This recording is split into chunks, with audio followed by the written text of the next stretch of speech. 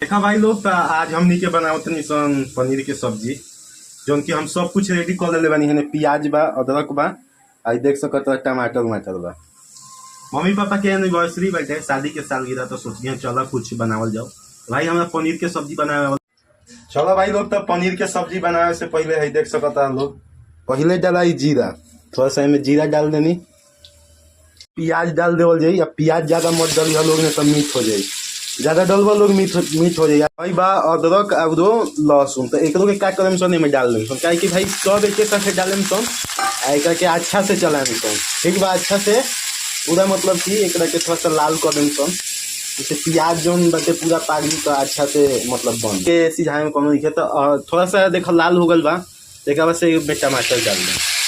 टमाटर भाई जरूरी है, पनीर के सब्जी बनाओ तो टमाटर बहुत ही जरूरी है। चलो भाई तो पनीर के फ्राई कर लेवे के बाद एक बाद जितना भूज ले यहाँ प्याज टमाटर एक के का कर लेवे के बाद मिक्सर में पीस लेवे के बाद।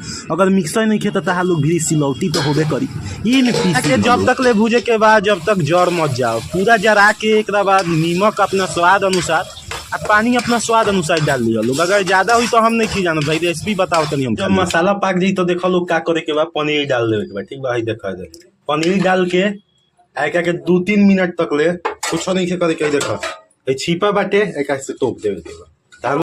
तो चलो भाई लोग, तार लोग के आशीर्वाद और प्यार से मतलब कि पनीर के सब्जी बन गई।